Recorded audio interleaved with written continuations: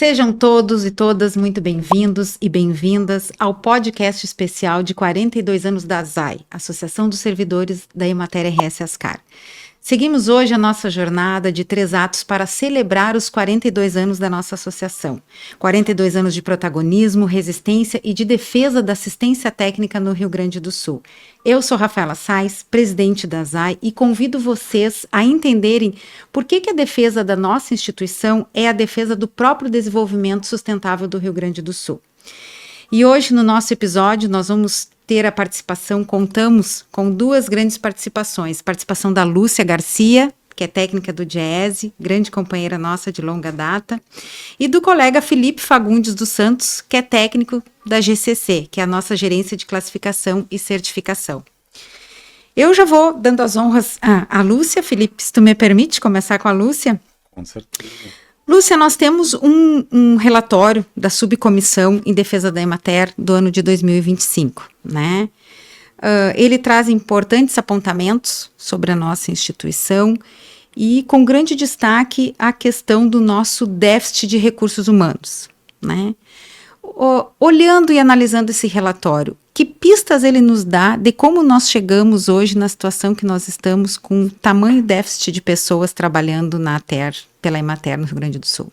Bom, acho que em primeiro lugar eu quero agradecer aqui, né, a participação dessa experiência, né, de comunicação, né, com todos os trabalhadores, né, da ASAI, com todos que nos escutam, enfim, e esse trabalho, né, que foi orientado por uma subcomissão da Comissão Permanente de Agricultura da Assembleia Legislativa do Rio Grande do Sul, ele é um relatório extremamente importante porque ele, em primeiro lugar, ele destaca a instabilidade institucional da Emater. Né? Ou seja, a Emater, que deveria ser uma autarquia pública, dada a sua importância, ela vem se sustentando através de arranjos e uma instabilidade que acaba se desdobrando numa instabilidade orçamentária e numa instabilidade em relação às condições técnicas de resposta que a Emater deve dar à estrutura rural, à produção rural no Rio Grande do Sul, né? E quando nós olhamos para este relatório, nós ficamos absolutamente impressionados. Por quê? Porque o orçamento, que nós vamos tocar um pouco mais adiante nessa conversa, mas o orçamento ele vem declinando de maneira permanente desde 2014, né? E também o quadro de pessoal. Hoje nós temos 40% a menos de trabalhadores do que nós tínhamos em 2014. Né? Então nós tivemos ali uma recomposição de quadros na instituição que veio se degradando porque nós temos um envelhecimento dos técnicos, né, dos servidores, e uma não reposição desses quadros, né? Em contraposição, para a gente pensar no que isso impacta a economia, a sociedade rio-grandense, nós temos que pensar que o PIB do Rio Grande do Sul, que é de 750 bilhões de reais em 2025, aproximadamente, ele é fortemente ancorado justamente nas atividades, né, do setor primário. Né? E quando nós olhamos para o setor primário, nós percebemos que existe um forte debate político envolvido nisso e que acaba desaguando na desinstrumentalização da Emater. Né? Por quê? Porque enquanto nós temos um agro, né, que é uma estrutura de produção econômica, mais baseada na monocultura, que tem seus técnicos e caminha de uma determinada forma e numa passada de acumulação de capital, nós temos toda a população atendida pela Emater, né, que é a agricultura familiar, os quilombolas, indígenas, enfim, que ficam desassistidos. Então nós temos 40% a menos de pessoal, o que significa você desmobilizar uma instituição onde o saber acumulado, né, no seu quadro técnico é essencial. né? Nós sabemos que, além do volume de trabalhadores, nós temos uma forte preocupação com a capacitação desses trabalhadores, né? Que é uma preocupação dos trabalhadores, da organização, das associações de trabalhadores, enfim, nesse campo. Perfeito, Lúcia. Felipe, dando continuidade a esse destaque da redução dos 40%, né, nós passamos de 2.544 funcionários no ano de 2014 para, em 2023, 1.656, né? Como que essa perda, no teu ponto de vista, de quase 1.000 pessoas afeta a soberania técnica e o desenvolvimento do nosso trabalho, né? Tu que não só especificamente, tu vai falar talvez mais do quadrado da certificação e da classificação, mas tu circula muito viajando, né? Então, como é que tu percebe isso, essa redução de quase 1.000 pessoas, como que afeta o nosso trabalho e esse destaque que nós temos tradicionalmente, historicamente, do nosso saber técnico, do nosso saber extensionista? Essa falta de recurso humano afeta diretamente na qualidade do serviço que nós prestamos e, consequentemente, na qualidade de vida dos nossos assistidos. É muito importante nós termos a clareza de que a Emater é uma instituição que não existe para si própria. Nós temos um objetivo muito claro, muito determinado, de um público que depende exclusivamente do nosso apoio para se desenvolver de muitas formas. Nós tivemos um exemplo aí do que aconteceu durante essa tragédia das enchentes que nós passamos recentemente. Em alguns pontos, foi o técnico da Emater que foi lá dizer onde as pessoas precisavam de socorro. Isso demonstra o quê? Que nós, efetivamente, chegamos em lugares onde as outras instituições não chegam. Então, quando a gente fala em reduzir o número de pessoas, a gente fala em redução da qualidade de vida desse público assistido também. E é impossível, é humanamente possível você conseguir prestar um trabalho com a mesma qualidade ou com a qualidade que gostaria de prestar com um corpo técnico reduzido, que muitas vezes não tem a capacidade, não tem a possibilidade de estruturar-se para planejar as suas ações e acaba tendo que cumprir ações imediatas, quase que apagar incêndios, né, sem ter a oportunidade de poder se planejar e olhar mais atentamente para as questões particulares de cada grupo que nós acompanhamos.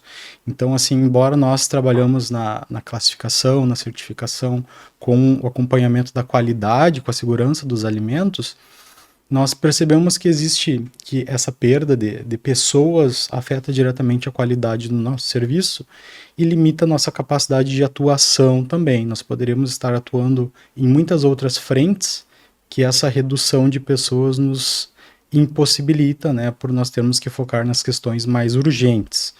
E para a classificação isso acaba sendo bastante prejudicial porque existem muitas frentes de trabalho que nós gostaríamos de atender e que temos capacidade técnica para atender, mas que o nosso número reduzido de pessoal acaba impossibilitando, né? E isso acaba refletindo também em sobrecargas de trabalho, em colegas tendo que muitas vezes desempenhar atividades além das suas próprias funções.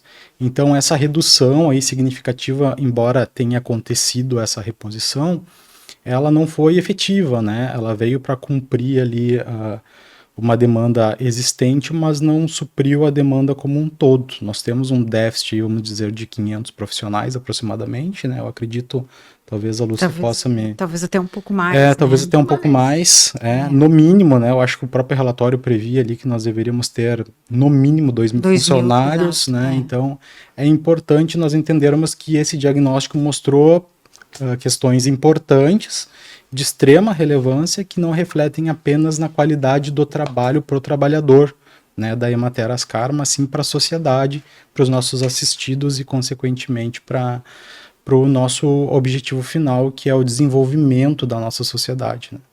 E a gente precisa levar sempre em conta que essa defasagem, né, ela é linear, ela não é planejada, né? Portanto, ela desmonta coletivos de trabalho em diferentes pontas, em diferentes projetos, em diferentes ênfases de atendimento. Então, muitas vezes, faltam os profissionais que são absolutamente essenciais, que têm conhecimentos singulares, né?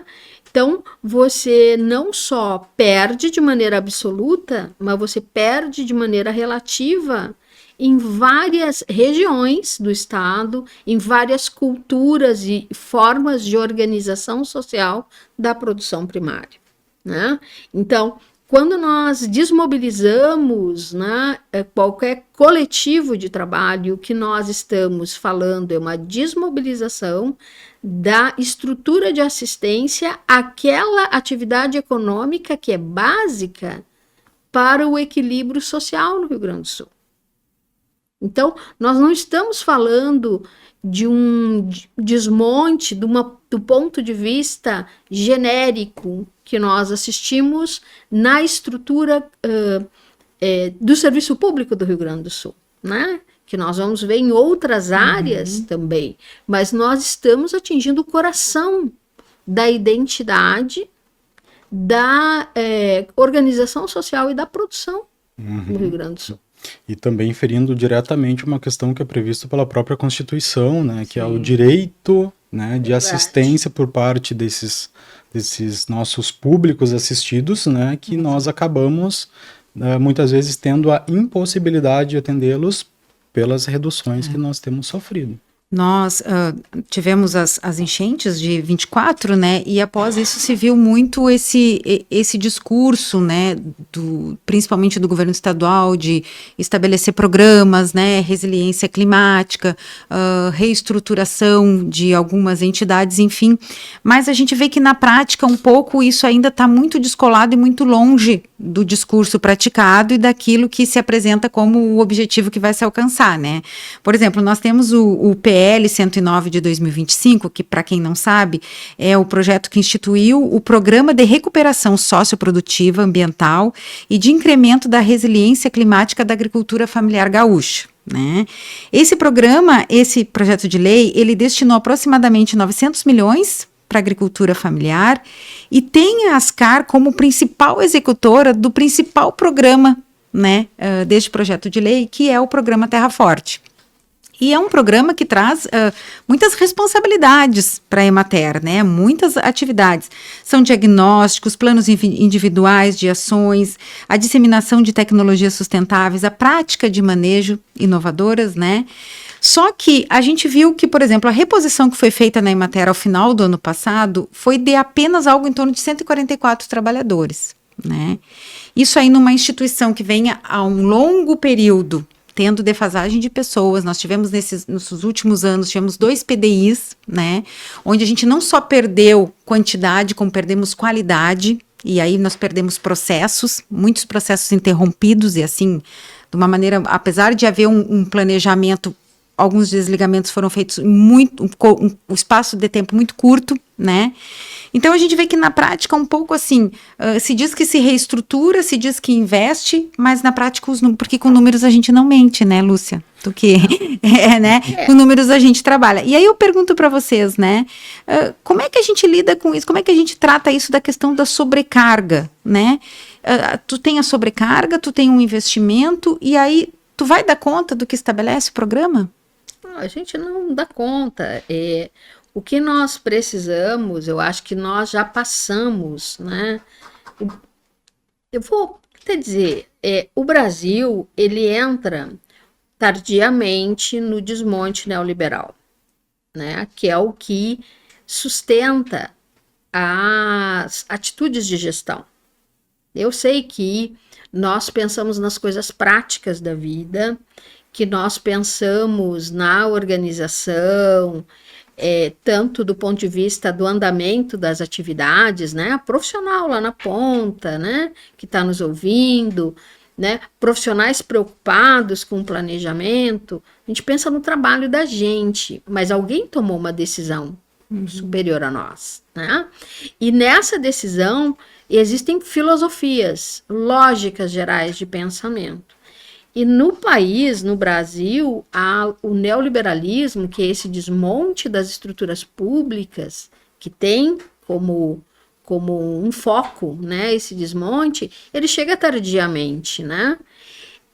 Então, quando tu chega atrasado nas decisões, tu vai desmontando essas decisões quando o mundo já está dando uma outra volta, né?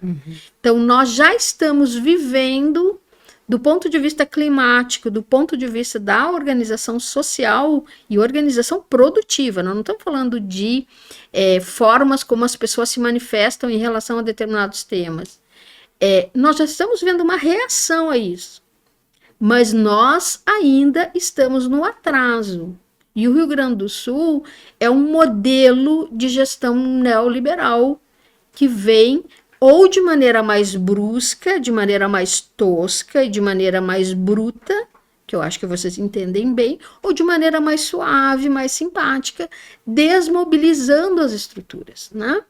Então, nós não damos conta dessa desmobilização. Nós vivemos as consequências da desmobilização. A sobrecarga, a interrupção dos atendimentos aos assistidos, né?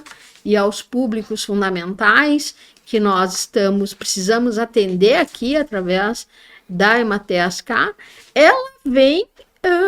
ela é impossível você atender, né?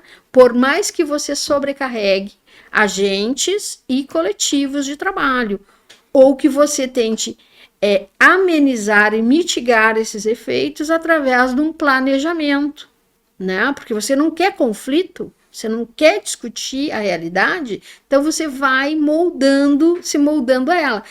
Tem um nome bonito que se dá para isso, que é a tal da resiliência. A resiliência é você se moldar a uma condição, mas existe um determinado grau de desmonte que é a mobilização e a sua predisposição para não conflitar e para tentar ajeitar as coisas, que poderia ser uma resiliência, ela é impossível, né? Então, ela vai até um limite. Exato. Até antes do Felipe, só para te jogar números para te ajudar ou não na tua fala, né?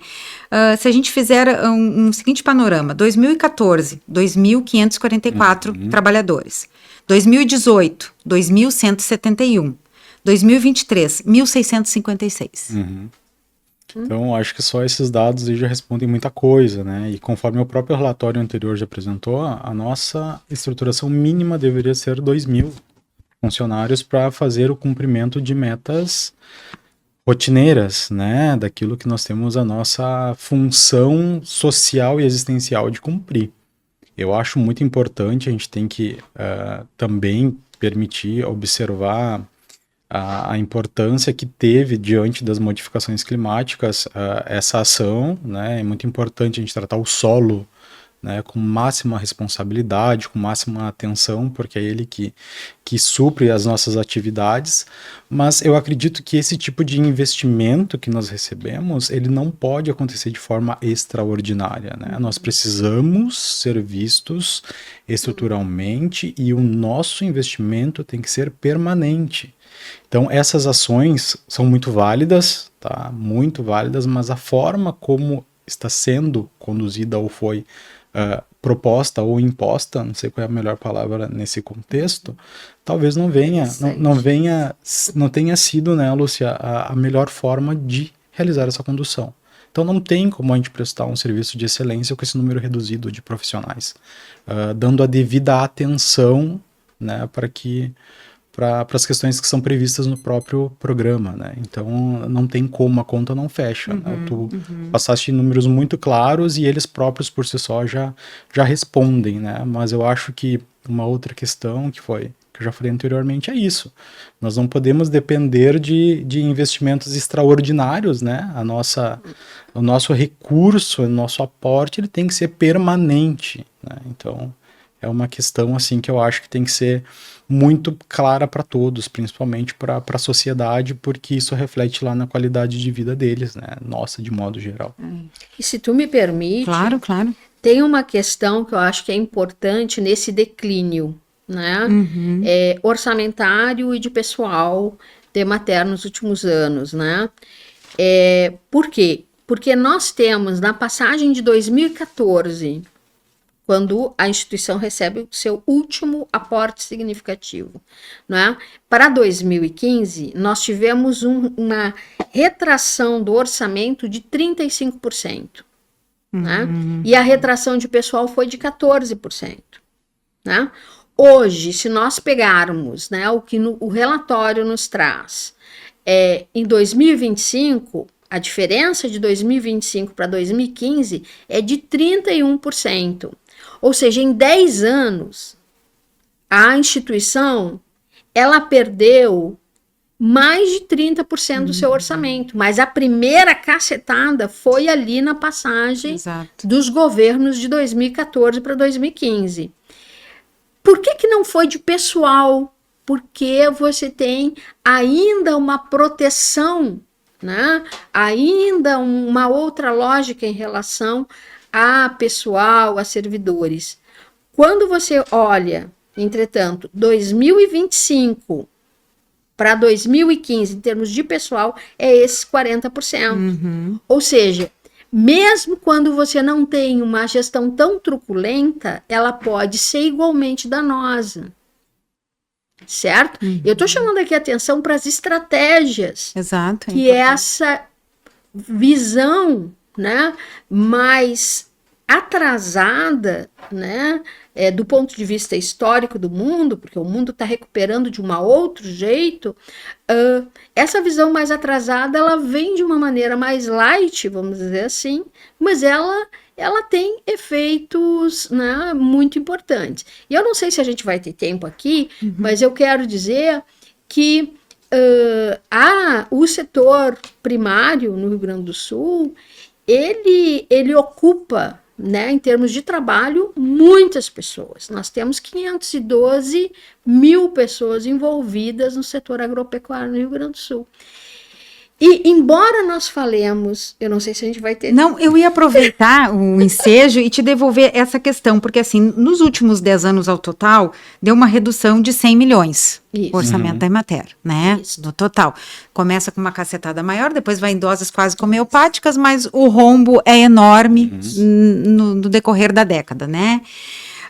E eu ia te pedir isso, Lúcia, em termos macroeconômicos, o que esse esvaziamento significa para o PIB agrícola gaúcho, para a sociedade gaúcha como um todo, entendendo que é um setor que responde muito, né? Ele tem consequências muito fortes na realidade gaúcha. Nós temos que pensar o seguinte, que o PIB do Rio Grande do Sul é de 750 bilhões de reais, tá? E esse PIB, ele, embora do ponto de vista de valor ele não seja assim, ele é muito ancorado no setor primário, né? De produção primária. E mais do que isso, o desempenho do PIB gaúcho depende muito do setor primário, inclusive nós sabemos, época de estiagem, época de cheia, de enchente ou de outros eventos climáticos, o quanto oscila o PIB gaúcho, né? E o Rio Grande do Sul, ele tem se tornado cada vez mais primário, né? Então, recentemente, as evoluções do PIB do Rio Grande do Sul positivas se devem ao setor de produção primária, né? Então, nós temos um crescimento anual aí recente, né, de 15% do PIB que foram ancorados no setor primário. Enquanto que, se nós compararmos aí o último trimestre de 2025 com 2024, a agropecuária cresceu 23% no Rio Grande do Sul, né? Contra um crescimento de 12% no Brasil inteiro. Então, nós temos uma importância central, que foi um pouco o início da minha conversa aqui, né? A agricultura no Rio Grande do Sul, ela é absolutamente fundamental. O que acontece é que nós estamos tendo um ordenamento, uma ética, uma lógica de condução do setor de produção primária no Brasil há muito tempo, no Rio Grande do Sul há muito tempo, mas com uma marcha que vem se acelerando, né? Então, aquilo que se considera agro-business, né, vem recebendo uma atenção, inclusive responsável por boa parte do desastre climático do Rio Grande do Sul, certo? Enquanto que a nossa agricultura familiar, ela vem perdendo prestígio nessas lógicas governamentais. E é por isso que a Emater perde prestígio, certo? Então, mas, por outro lado, qual é a consequência social que isso tem, né? Você desvalorizar a Emater, você desvaloriza a produção real primária no Rio Grande do Sul. E as lógicas, porque assim, quando a gente conversa com técnicos da Emater, com vocês, nós sempre ouvimos falarem de assistidos, né? Porque é a linguagem das documentações metodológicas que você segue, né? Mas, na verdade, assim, ó, o público da Emater é toda a malha social, o tecido social do qual o Rio Grande do Sul é constituído, minha gente. Exatamente. Né? Então, então, nós temos, do ponto de vista econômico, um resultado, uma consequência danosa quando nós não valorizamos a Emater e os seus técnicos, e o seu corpo funcional, né, os seus trabalhadores. E nós temos uma realidade também. Por quê? Porque, embora o agronegócio gere riqueza, ele não gera emprego e ele não mantém o tecido social. Certo? Então, grande parte da população trabalhadora no campo no Rio Grande do Sul, são 512 mil trabalhadores, se estima, no campo no Rio Grande do Sul. 70% deles são conta própria, ou seja, proprietários de pequena produção e trabalhadores familiares. Isso. Enfim, 70% da gente do campo do Rio Grande do Sul é atendido pela Emater. Sim. Olha que significativo, né? E é importante, assim, só para aproveitar essa fala da Lúcia, é muito bom ouvi-la, né? Sim. Maravilhado. É muito importante nós termos também a consciência, enquanto sociedade, tá? Embasado em tudo que ela passou, que quando nós aceitamos a redução de investimento na Emater, nós estamos transmitindo, né, para a própria sociedade que nós entendemos que o público que ela atende não merece investimento. Isso tem que ficar muito claro e muito atrelado. Quando se fere a Emater, está se ferindo diretamente não apenas os nossos assistidos, né, mas pessoas reais, né, trabalhadores, pessoas, seres humanos. Não, a gente vê isso, né, Felipe, assim, em municípios maiores tu não sente tanto, mas municípios pequenos, né, e aí a gente tem que chamar a corresponsabilidade de todos os governos, né. Exatamente. Nós temos os municípios, porque num município pequeno, meu Deus, a Emater, ela é assim... muito mais ainda tem esse destaque, né? Porque o rural e o urbano se misturam, tu tem uma mistura ali das vidas das pessoas, é um pouco doméstico, um pouco trabalho, um pouco rural, um pouco urbano. Então, nós temos que puxar também essa questão, essa reflexão junto aos municípios, às administrações municipais, né? Exatamente. Que hoje, via de regra, o Estado é o maior financiador, né? Mas também existe uma responsabilidade grande dos municípios e que a gente tem visto isso, uma grande retirada também, né? Dos prefeitos e prefeitas, né? Dessa responsabilidade, né, Felipe? E eu queria que tu, aproveitando que tu está falando, se tu poderia falar um pouquinho do serviço de certificação e classificação. Sim, é um serviço muito interessante que nós prestamos. A Emater, ela tem a gerência de classificação e certificação, que vamos dizer, para facilitar o entendimento do pessoal, é um grupo de profissionais da Emater que trabalha diretamente com a segurança dos alimentos, tá? Então, é um grupo de profissionais, temos 22 unidades de classificação, estrategicamente aí espalhadas pelo estado do Rio Grande do Sul, e nós fazemos o acompanhamento da qualidade dos alimentos, tá? Dos frutos, dos esforços da nossa agricultura, tá? Então nós fazemos desde o acompanhamento da qualidade, por exemplo, do arroz, feijão, de todos os alimentos que são produzidos no nosso estado e que são comercializados. Então nós participamos da determinação dessa qualidade para comercialização. Nós estamos presentes nas compras do poder público, né, que tem que ter uma verificação da qualidade de conformidade desses produtos, na exportação. Então lá no Porto de Rio Grande a gente acompanha também a exportação para garantir que o produto que está sendo exportado está dentro dos parâmetros, né, de comercialização que foram estabelecidos. E a nossa maior ação assim que nós mais nos orgulhamos de realizar é a determinação da qualidade do produto voltado para a alimentação humana. Então, assim, tenho certeza e falo sem o menor medo de errar, que quem está nos vendo, nos ouvindo agora, com certeza não sabe, mas o que comeu hoje no prato passou pela Emater. Então, nós movimentamos aproximadamente aí mais de 6,5 milhões de toneladas de alimentos analisados no último ano, mais de 2,5 milhões de toneladas de grãos que foram exportadas, passaram também pela nossa certificação. Fazemos o acompanhamento também da qualidade da erva mate, né? Então, é uma equipe multidisciplinar de técnicos, né, de nível médio e também técnicos de nível superior, que trabalham atentamente voltado à qualidade dos alimentos que são comercializados pelo nosso estado, né, e que chegam no nosso estado, que saem do nosso país através das exportações, mas principalmente aquilo que chega na mesa do consumidor. Então, a gente trabalha dioturnamente aí 24 horas e temos exemplos de colegas que trabalham durante os finais de semana também para garantir que o alimento produzido no Rio Grande do Sul seja tratado com a devida responsabilidade, né? Que o agricultor indiretamente ou diretamente tenha a remuneração devida graças à determinação dessa qualidade. E principalmente que o consumidor, que o gaúcho consuma um alimento seguro, de qualidade e que efetivamente represente aquilo que está sendo apresentado na rotulagem. Então, isso é um pouco do que nós fazemos, além de treinamentos, assessoramentos e outras questões também. É segurança e soberania alimentar pura, né? Exatamente. Sem contar a questão do fluxo financeiro disso, né? Sim. Da circulação da renda disso. Sim.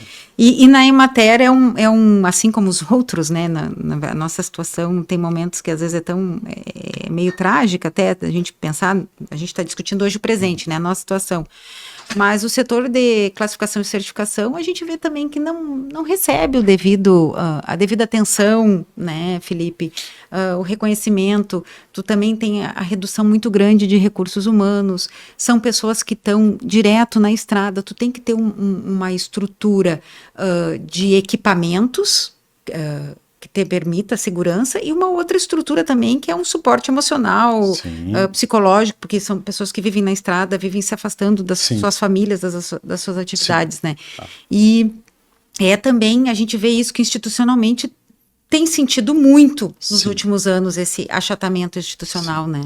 Nós tivemos uma redução muito significativa no primeiro PDI, que nós tivemos ali em torno de 2020, me corrijam a data se eu estiver errado, mas o nosso quadro foi praticamente reduzido pela metade. Olha só. E ao mesmo passo que nós tivemos essa redução, o nosso trabalho se manteve cada vez mais frequente, porque tem se entendido a importância da classificação, principalmente em tratativas comerciais, né? As empresas, elas dificilmente fecham algum tipo de acordo sem fazer uma avaliação da qualidade dos alimentos que eles estão comercializando.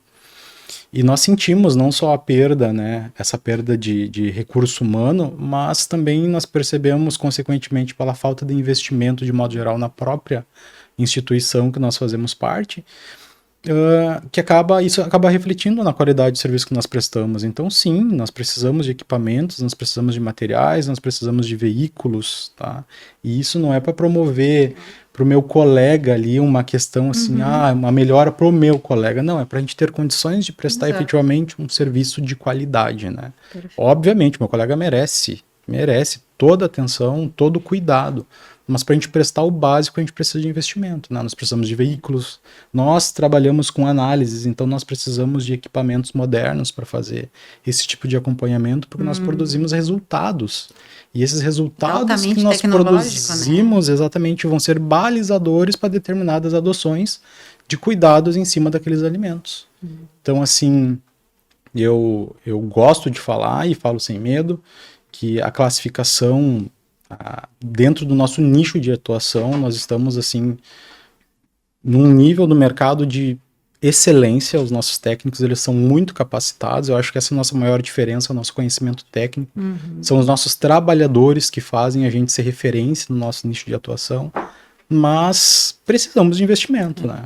Não, nós não temos dúvida, e sempre falamos, né, que com toda essa esse achatamento com toda esse cenário negativo da Emater, ela só se mantém por conta dos trabalhadores, né? Isso não resta a menor dúvidas, porque as gestões passam, elas entram, elas vão, ultimamente, muito rapidamente até, né? Porque nós estamos agora no 8º presidente, no 8º ano do mesmo governo estadual, né? Isso nunca tinha acontecido antes, então...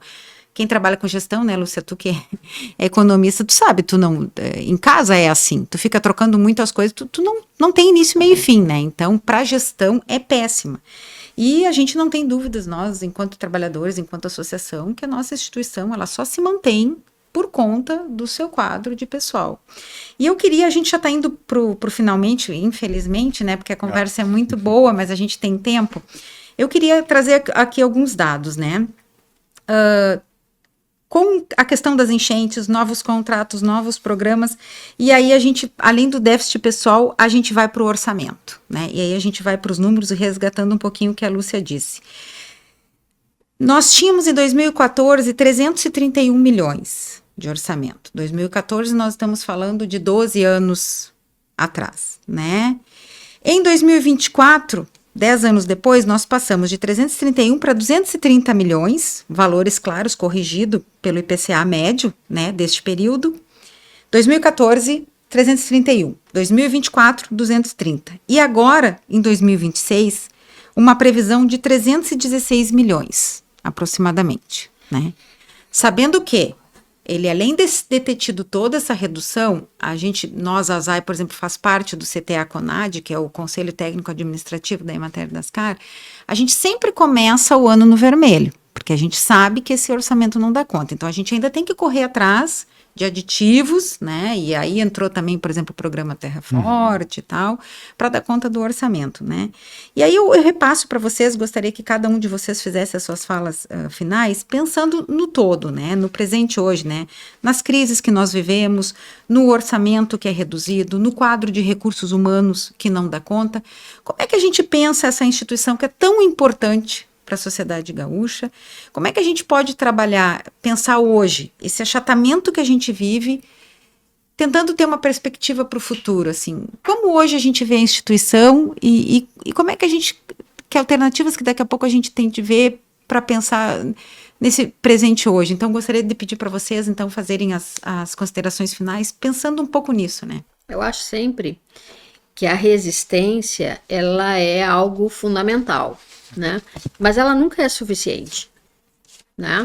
Você tem que examinar o quadro em que está, né? Seja do ponto de vista dos coletivos de trabalho, seja do ponto de vista mais geral de uma instituição, você tem que olhar o quadro em que você está e você tem que, deste presente, nós temos que construir o nosso futuro, né?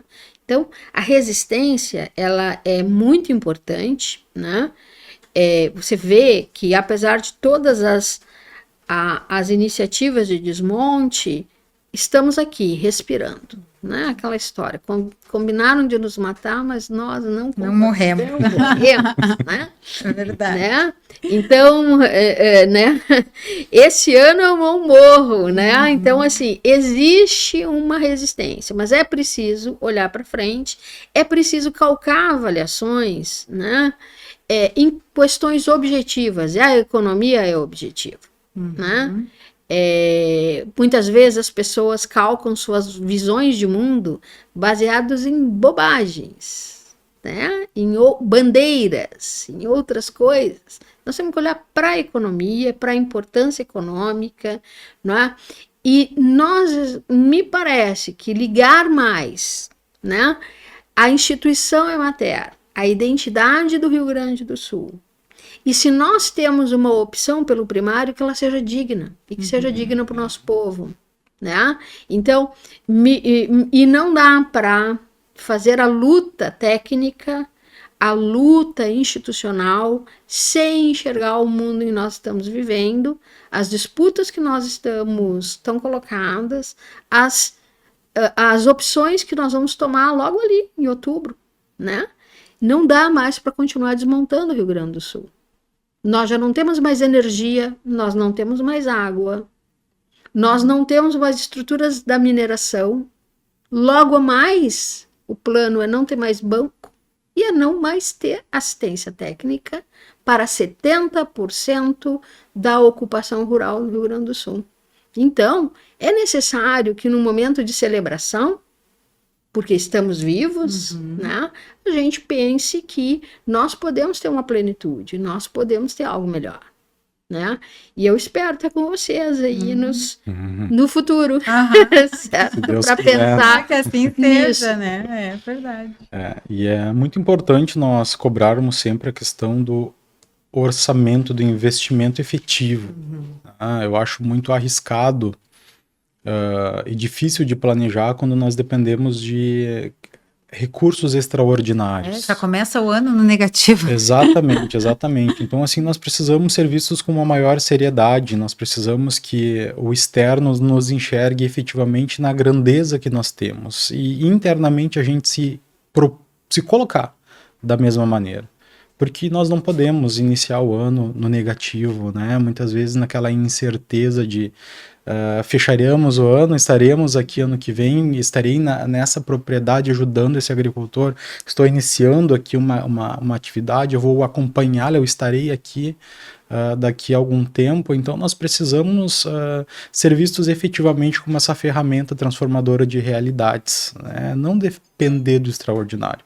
A Emater é extraordinária através da sua grandeza, mas depender de um recurso, né, de um investimento extraordinário, nos coloca numa posição de estar com o chapéu na mão. Exato.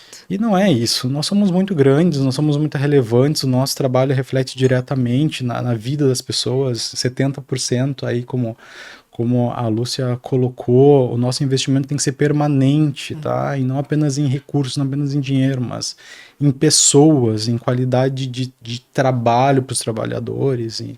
Enfim, nós precisamos ser fortalecidos, né, de forma contínua e não de forma extraordinária. Nós, anteriormente eu falei a questão que não tinha dúvidas, né, que a gente se mantinha pelos trabalhadores, mas vou fazer um adendo, né, também ainda porque sempre que precisamos de fazer audiências públicas, fazer mobilizações, a gente teve segmentos da sociedade que nos acompanharam, né.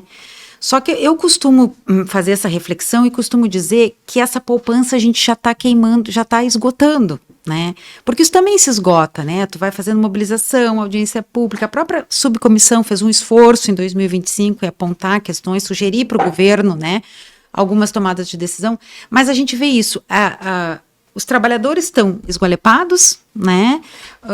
A nossa poupança de apoio social também, ela está se terminando. O que a gente precisa, de fato, agora é uma tomada de decisão, e uma tomada de decisão política, né? De um projeto para o Rio Grande do Sul, né, Lúcia? Então, assim, com essa reflexão, eu queria muito agradecer vocês, né? Demais, né? Pessoas que muito estimo e que contribuem demais para os nossos debates. E eu queria também agradecer a quem nos acompanhou e dizer que o primeiro episódio já está disponível. E que fique nos acompanhando, que em breve sairá um outro episódio. Então, obrigada pelo acompanhamento e pelo apoio. E seguimos firmes e fortes aqui enquanto ASAI, que estamos comemorando 42 anos, mas a gente quer que essa comemoração ela seja acompanhada de uma reflexão, né? Que a gente possa avaliar de que ponto partimos, onde estamos e aonde queremos ou vamos chegar, né? Obrigada, então.